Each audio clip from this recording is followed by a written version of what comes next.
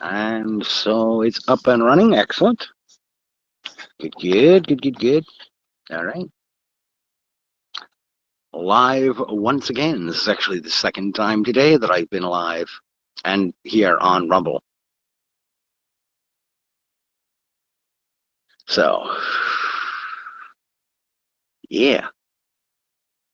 So just as a kind of a quick overlay to explain what I mean by that, um, earlier today while I was at home, for around the noonish hour Central Standard Time, I was a guest on the Grey Matters channel for the Crazy White Boy show with Jesse of the Grey Matters channel. And we talked quite a bit about many things nerd related, doing everything from Marvel and DC Comics, Lord of the Rings, um, Game of Thrones slash the Song of Ice and Fire novels by George R.R. Martin, Lord of the Rings by J.R.R. Tolkien, and I didn't get to bring up. I had wanted to, if I could think about it, inject a little bit of Discworld from Sir Terry Pratchett in there, but I didn't really see a great opening for that. But that's something that I'm sure we'll get to at another time.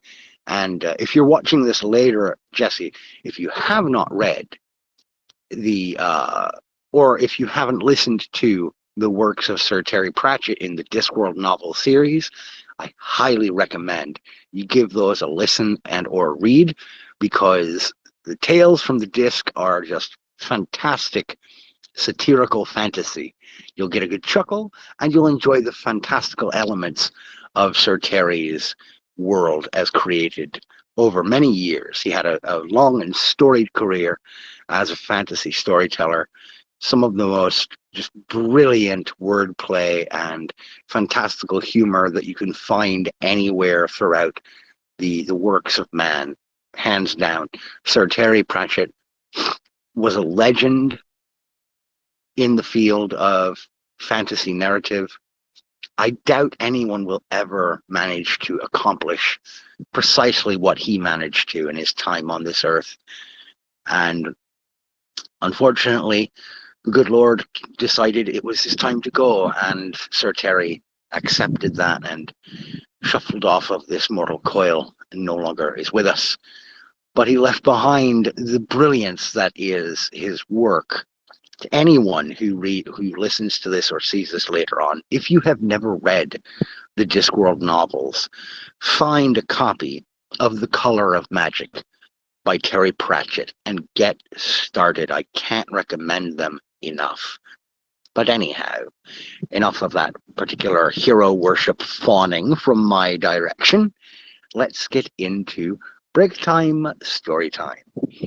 Now, I had posed the question at one point, should I do a little bit of back and forth? Should I do some horror and mix it in here with the break time story times throughout the month? Because it is October, it is the spooky season, and I am both a fantasy and horror author. And Dear Sarge, from the channel, Dear Sarge, had suggested, well, maybe do, two of each, or do, like a mix up of do one horror story per week, and then the other days on your break time, story time, go back to a Midwestern Yankee in King Oven's court. And that is, I think, what I'm going to end up doing, because I think it's a good mix in order to have presentations proceed forward with a good even footing. That way I'm also not dumping all of the horror on you in the last week of the month of October.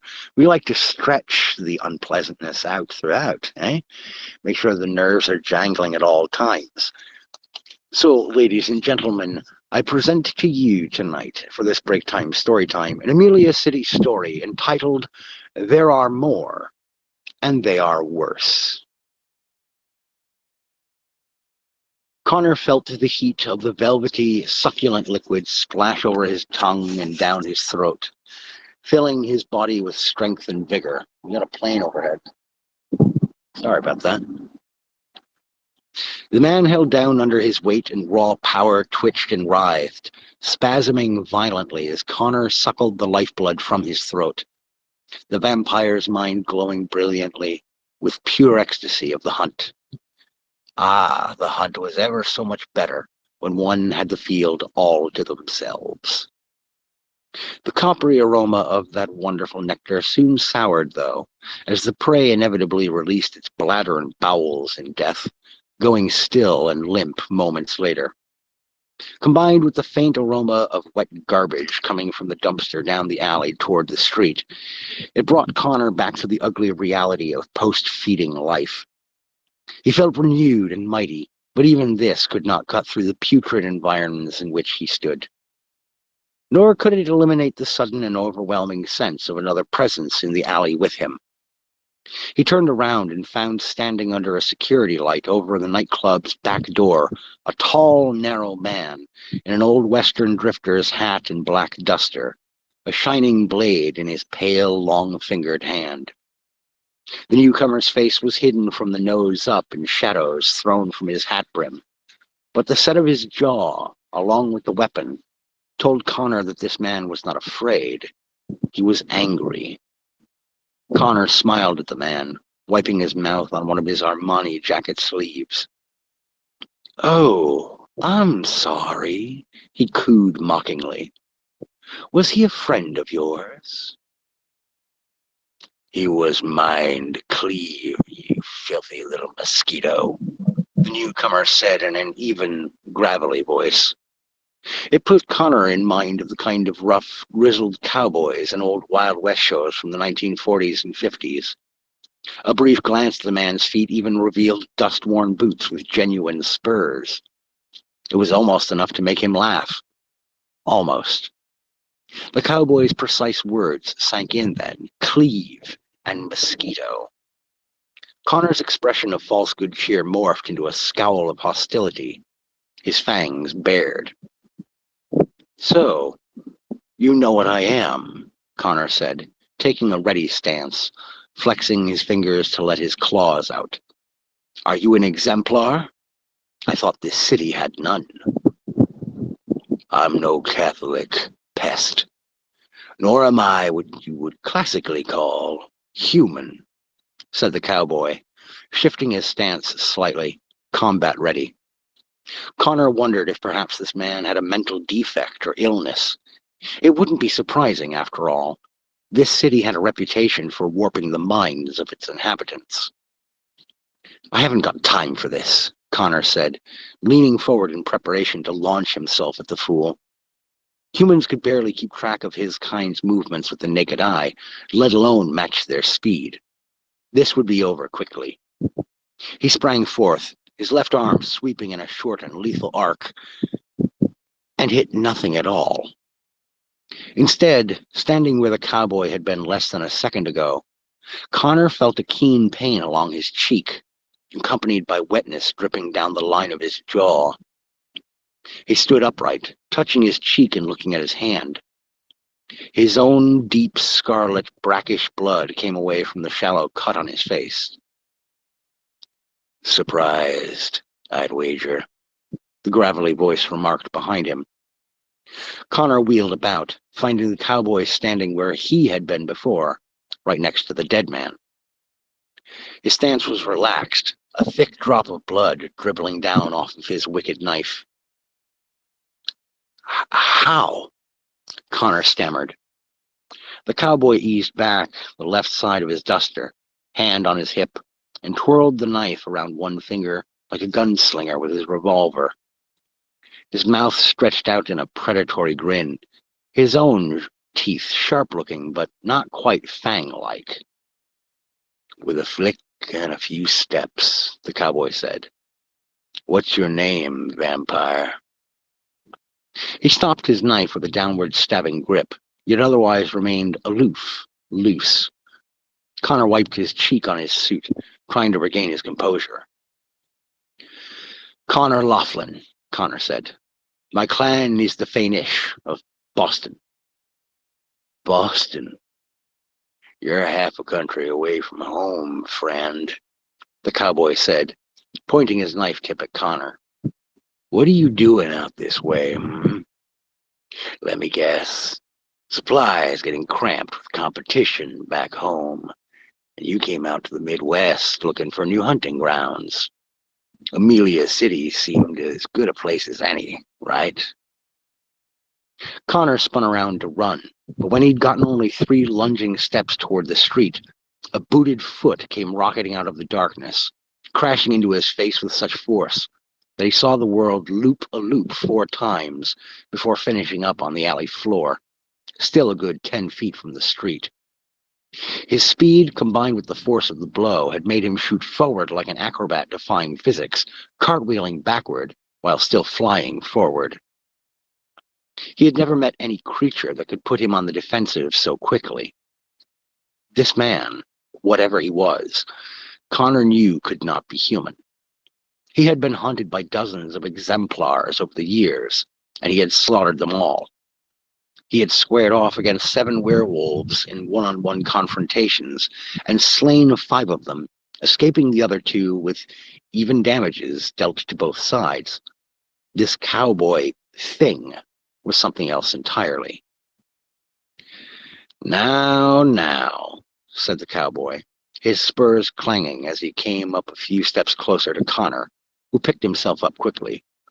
"Fair's fair, friend. You took my prey, so now you stand in for him.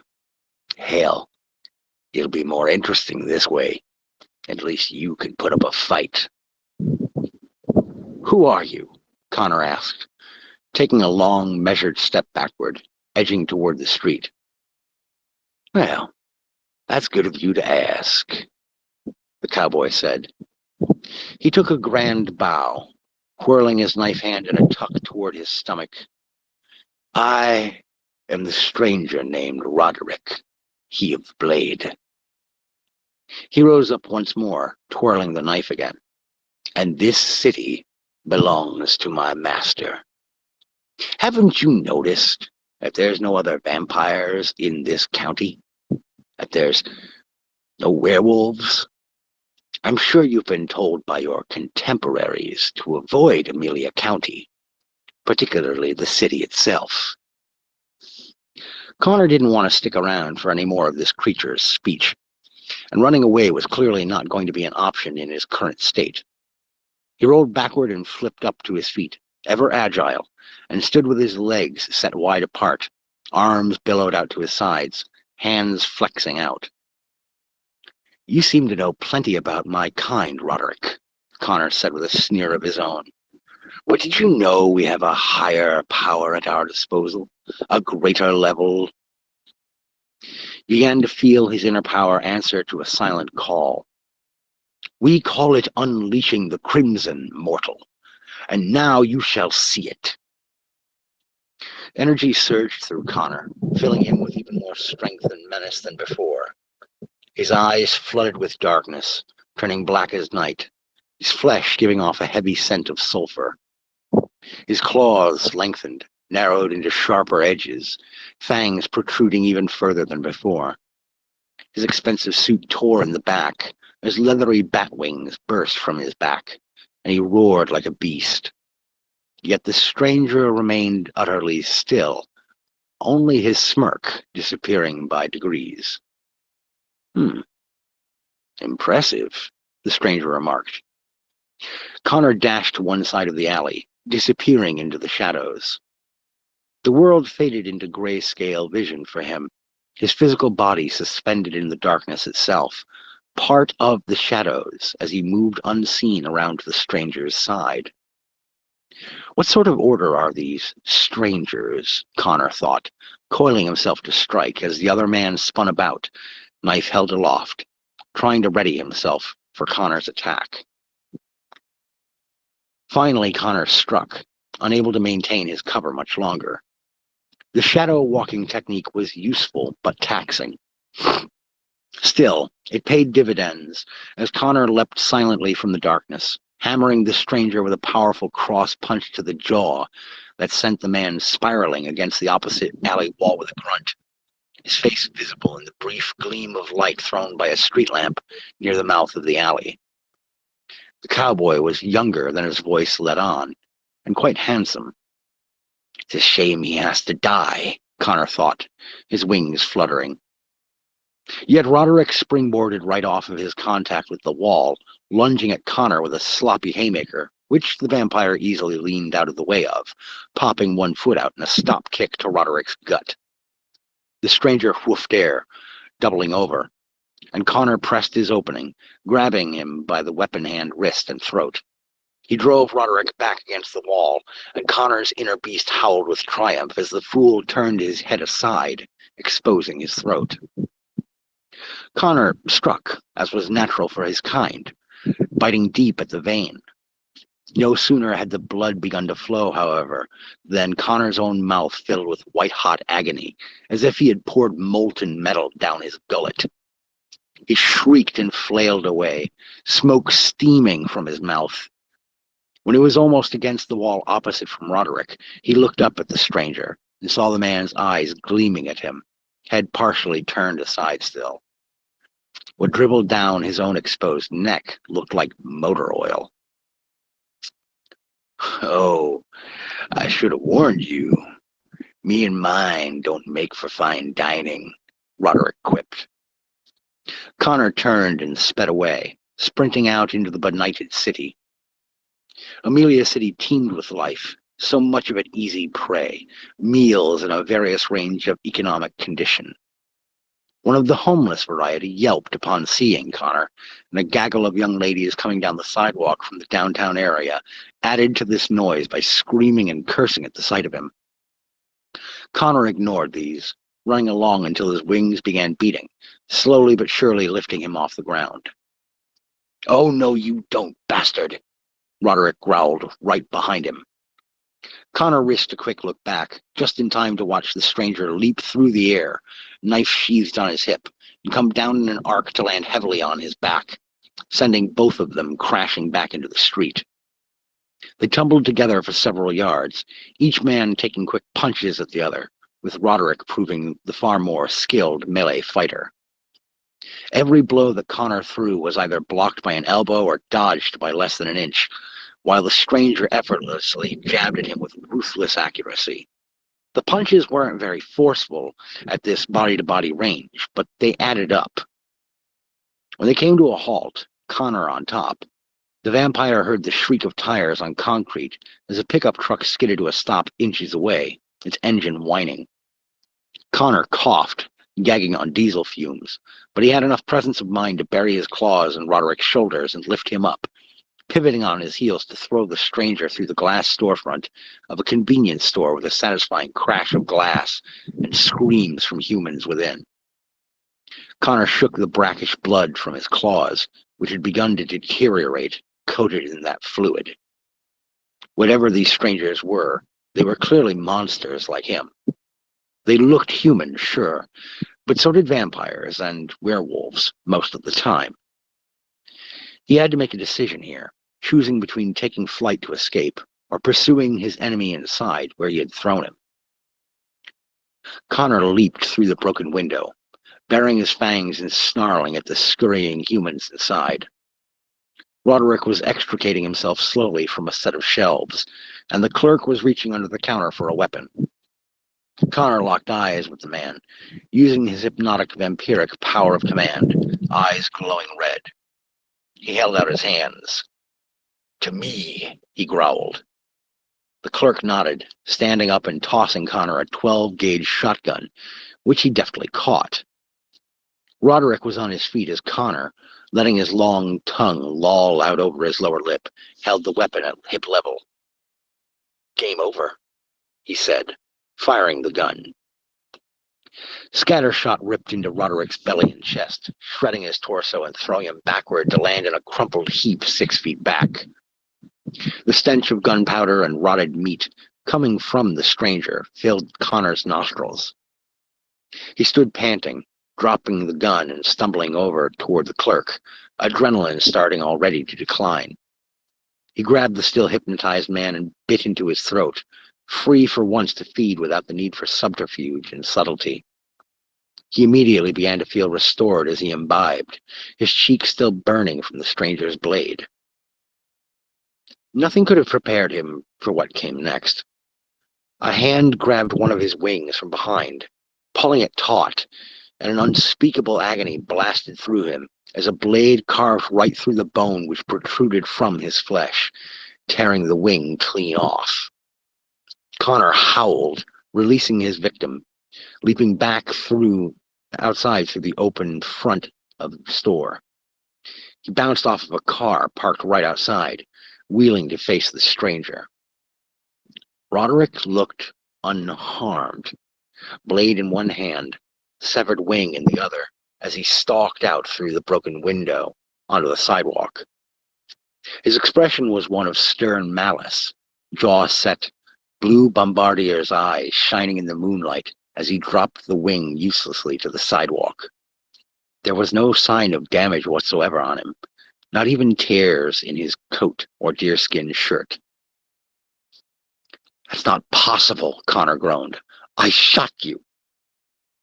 "Yes, you did," said Roderick, his voice cold, dead, devoid of emotion. "How?" Connor managed, unable to finish his question. Roderick waggled one long, knobby finger at him in a no, no, no gesture. "Trade secret," said Roderick. Roderick came at him then, and Connor, wounded and desperate, used one of his only remaining tricks, his body vanishing the instant before Roderick could strike, morphing into a cloud of gray fog. The stranger cast about, trying to locate his foe. He finally straightened and smiled. "Well, you must be a few hundred years old at least," he said, slowly turning in a circle as the fog cloud eased away from him. "This is a trick I've never seen for myself, but I have heard of it." Connor floated in his gaseous form up the street, away from the stranger, yet hearing his voice as if the thing's mouth were right by his ear. He decided to risk a quick reply. "I am over 400 years old, stranger. And here I am, a spring chicken," said the stranger named Roderick. Connor, having no eyes in this form, was nonetheless able to guide his vision, staying the course as he pulled further and further away from this enigmatic creature. He rounded a corner at an intersection, losing sight of his foe. Yet this would do him little good, as the ruckus that they had caused at the convenience store seemed to have chased off all other humans in the area. There weren't even any cars on the street that he had floated out onto. There was, however, a small park with a playground across and up the street a little. In its darkened, secluded area, it would serve perfectly as a shelter to hole up and allow himself to heal. When he was a few yards from the entrance and the chain-link fencing around the little park, Connor rematerialized in his human-looking form, blood oozing down his back and cheek. As Connor stumbled through the gravel of the playground, heading for the darkness under a set of slides, he wondered why his cheek hadn't stopped bleeding, nor his back. By now, such a shallow cut on his cheek should have healed, melded shut by his race's supernatural powers. Yet still it wept slowly. He hunkered down and crawled into the darkness under the slides, perfectly able to see in bluish hues in the dark. A fat-bodied spider depended down from a thin line of silk a few inches from his face, its multifaceted eyes blinking wetly at him. "You want to talk about it?" the spider asked in a squeaky, cartoon voice. Connor flinched, swatting the bug with the back of his hand, its pudgy body splattering against his skin. As he pulled his hand back, the mashed innards twitched, saying, "Hey, whoa, pal, overreaction much?" Connor yelped and scurried out from under the slide, almost tripping over a nearby accoutrement, a bright yellow duck on a thick copper spring. Its eye, painted with black circles like bruises around it, rolled toward him with a wooden scraping. "Think you're fucked, buddy," it said in the spider's voice, pitching back and forth with force, slamming its front and back into the gravel repeatedly, blood spraying from its wooden beak as it splintered and chipped with each impact. "No," Connor moaned. This can't be happening. The duck began laughing, a thick, syrupy chuckling filled with blood. And that crimson spray was real enough. Connor could smell the sweet metallic odor wafting off of it. Yet how could this be real? How could the swings now be going back and forth, up and down, with no one in them? How could the stranger named Roderick be standing only 5 feet away from him now, when Connor had neither seen nor heard him arrive, blade in hand? Connor morphed once more into fog, but as he started to drift away, he heard behind him, "Hand." The stranger followed this with a swipe of his weapon, and it cut through the fog, coming away bloody as Connor's severed hand fell uselessly to the gravel, the rest of his body solidifying in sheer, hellish pain. The vampire fell to his knees, clutching the spurting stump where his hand had been, his expensive trousers clinging to his crotch as he pissed himself. "No, no, no, no, no, no, no," Connor whimpered, squeezing the wrist to try to stop the flow of brackish blood. "This isn't possible. This is insane." "This is Amelia," the stranger pronounced firmly, crouching down on his haunches before the vampire, his arms resting on his knees, faded denim jeans spattered with drops of blood. Roderick used his thumb to push the brim of his hat up to show his face, a gesture so human, so normal, it nearly struck Connor as funny. "You see, we know all about your kind, Connor. And some of your kind," he said, pointing with his knife, "well, they know a little bit about Amelia. Not a whole lot, but enough that they keep away. You figured you were old enough, strong enough to handle whatever was here, right?" Connor nodded feebly. "Right. Except it turns out that you were very wrong. Now, I know that your kind can touch a body, a dead body, and see and hear that person's last few minutes of life. It's a very handy trick. One I wish I could do, but hey," he said, flapping his hands, "them's the breaks. But since I can't do it myself, I figure I can at least get involved." Connor blinked at him, confused. "What do you mean?" The stranger named Roderick snatched him by the throat then, his fingers squeezing like a machine vice, drawing him close.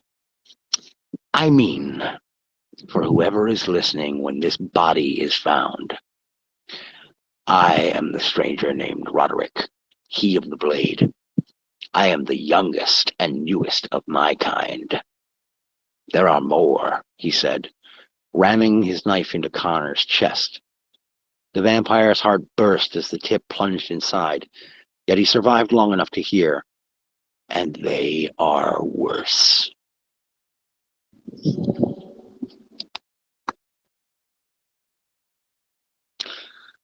No, Sarge, you did not miss much, brother. Thus concludes There Are More, and They Are Worse, an Amelia City story, as written and presented by yours truly, Joshua T. Calkins-Treworgy. That tale is available for reading in text format over on the Substack, which is at thestorytellerscorner.substack.com, as are several other Amelia City stories, telling the tales of that unpleasant fictional county in Iowa.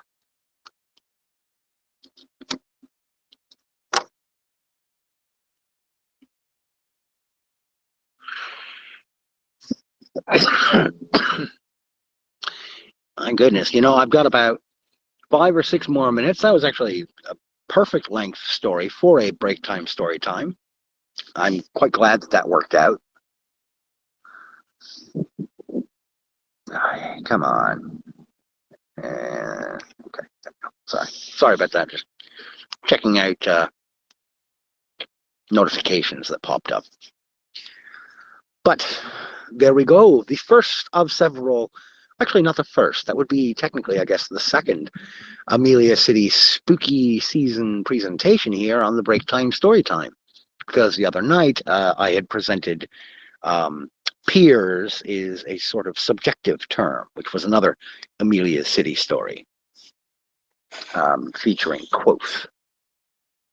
Quoth is not one of the strangers. To clarify, the strangers serve Quoth.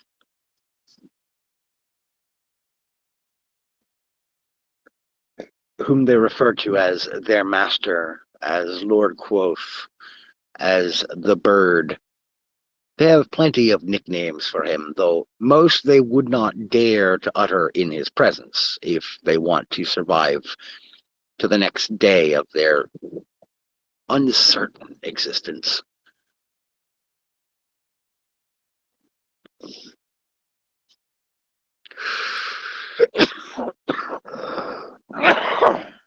Sorry about that.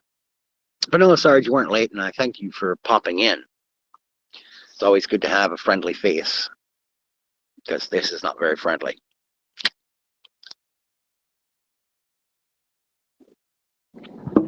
Also, Sarge, if you have not yet had the chance, I would, bird is the word. Bird is the word. Surfing bird. I love that episode of Family Guy, where Peter becomes obsessed with that song, that album. No! You know what your problem is, Brian? You never follow through with anything. Blast you, wild woman!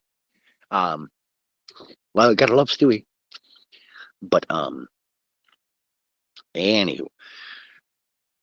Yeah, the bird is the word. But if you haven't had a chance yet to watch/listen to the show that Jesse and I did earlier today over on The Gray Matters, I would definitely recommend you check that out, Sarge, because we geeked out. We had a good nerd talk. Him and I. It was good.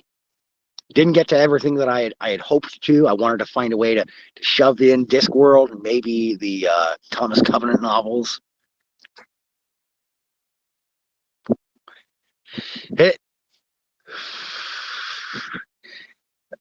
Well, hey, I know that this is not what got me my wife. It was what comes out of the mouth. It was having a sense of humor and a personality. I wasn't going to live any beauty contests. Okay, you were there. All right. I think I remember him mentioning that you had a comment or two during the show. I just forgot. I'm sorry, Sarge. It's been a hectic day, and I'm quick to forget certain things. Not hectic bad, though. It's actually been a pretty decent day overall, which I'm not used to having days that are pretty good from the time I wake up to the time I go to bed. So I'm just waiting for the other shoe to drop, kind of, being cautious. Yeah.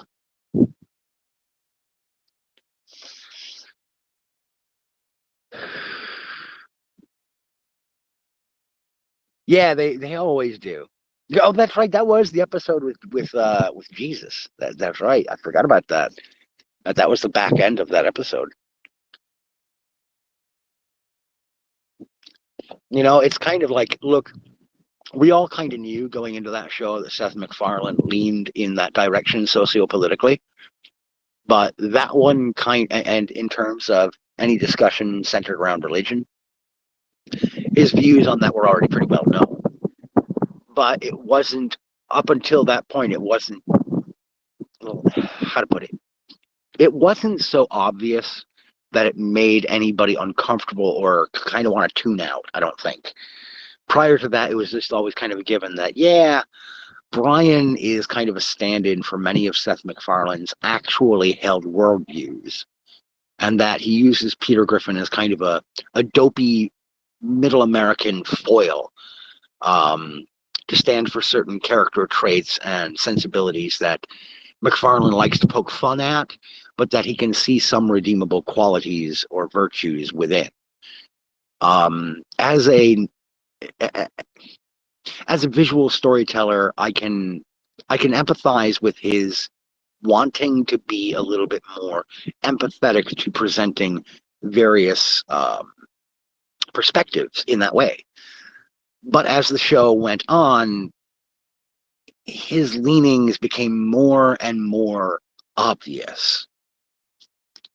I think it's part of the reason why I tuned out after, I want to say like season 13 or 14. I just stopped watching.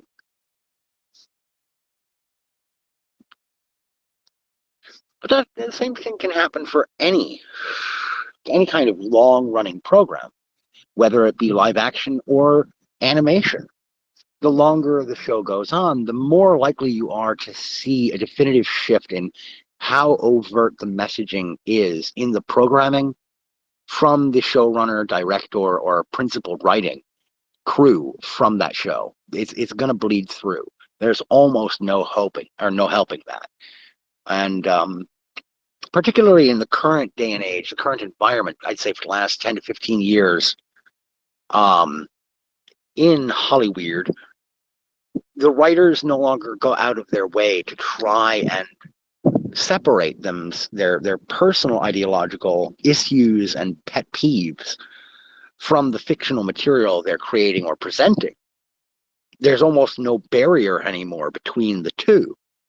And it can get really dicey. It can get really irritating, especially when you've got a program or a show or a film that is ostensibly set in a world setting that is far afield from our real day-to-day lives. Most of us indulge in animation and in video games and films and television shows to get away from the day-to-day realities that we trudge through and have to contend with, because they are very real and they affect us every day in ways that we can't control. At least in the realm of fiction, we're supposed to be able to turn the release valve a little bit to maybe consider a different world, to maybe relax a little and unwind. For something that is more thoughtful, perhaps it's something that could put us on a more philosophical, musing path, not dealing with what we're currently dealing with every day in our lives.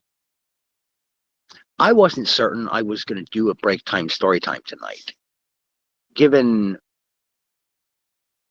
yeah, it's ruined sports too. It definitely has. But part of me was hesitant to even come on and do this, my break time story time, because there's so much dire real world happenings right now with what's going on with Hurricane Milton. I don't want to be just another person contributing to all the gnashing of teeth and terror surrounding that event. In part because I'm in Minnesota. I'm a small, nothing of a person, generally speaking. There's nothing I can do about it.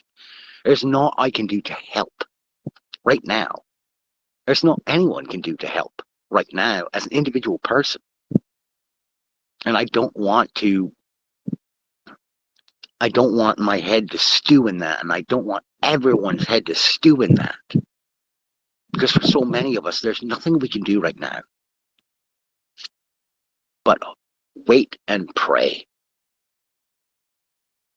And this is actually I'm going to use this as a segue to the last little bit I want to touch upon in tonight's break time story time. I generally tend not to talk much about socio-political matters, but this actually crosses into territory that is in my arena, the arena of narrative and mythology. Everyone is familiar with the story of The Boy Who Cried Wolf. It's a story that is a cautionary tale, and it warns us with its message that if you continue to constantly lie and misrepresent the dangers that are present, if you continue to cry for help when there's no reason to call for help, if you constantly call for attention to be brought to something when there's no need to, then eventually people are just going to flat out not believe you. And then when there really is something dire for you to issue a warning about, no one will believe you, and it will be too late. and the consequences will be dire. I don't want to necessarily say that there's a one-to-one equivalence here with current events, but a lot of people have been taking to various online social media locations and saying, you people were warned in the Carolinas, and you were warned in Georgia, and you were warned in Florida about these weather systems and the hurricane season coming. You were warned persistently to evacuate, to get out, or to try and move and hunker down somewhere safer. But I would point out to you folks that the same bunch of clutching, shrieking harpies who are now saying, why didn't you listen to us, are the same people who for the last 8 years have been lying and gaslighting to the entirety of the populace in the West about the dangers of Donald Trump and MAGA and fucking Brexit, have been lying about the source and the danger of COVID-19, who've been lying about the safety and efficacy of the vaccines from COVID-19. You're the same bunch of lying, hypocritical pricks who for years have been stamping your feet and pissing and moaning about how we don't listen to your warnings and you know better than the rest of us. Did you think, honestly, now that this time that you issued yet another warning, that there wouldn't be some people saying, no, you lied to me for the last 4 years straight. Why would I listen to you now? Now, unfortunately, many of those people are going to be damaged, injured, or worse. Some of them are, I almost guarantee it, already dead. And that is horrific. And I'm not going to sit here and try to peg an exact number or percentage of folks who are passed away now. I'm not going to try to pin the blame for their deaths specifically on certain talking heads in the media or in the DNC or in the Labour Party in the UK or wherever. I'm not going to try to specifically pin the blame on any one person because I cannot prove, one, I can't prove a negative, and two, I can't assign blame where it cannot be attributed. All right? Thank you, Sarge. Exactly what I was thinking. And I've brought that up before. But what I can point out is that a lot of the folks who are going to sit here and say, well, these people brought it on themselves. They didn't listen to the evacuation orders issued by local sheriffs and local city mayors and county officials. Well, how many of them who didn't evacuate sat there when the first warning went out and thought, are they lying to me again? Am I being gaslit? Are they trying to take advantage of me for not being as scientifically sound as they are? Who do I trust? The institutions have been infested with people who do not care for at least half of this country's populace. They actively hate you in some cases. And I can't blame you for your response being to look at them and say, I don't believe you. You can issue me warnings until you're blue in the face. You can show me weather models until you're ready to collapse. I don't believe you. Now, some of them will, unfortunately, for that disbelief, end up in the dire circumstance of being injured or killed because you kept crying wolf, because you didn't learn from our mythology, because you didn't learn that legend, that to quote a fucking Pixar film, to quote Brave, legends are lessons. And you learned all the wrong ones. That's going to do it for me. I got to get back to work, folks. Thank you for tuning in. Thank you for listening. I ask that you take care of yourselves. And as always, keep reading.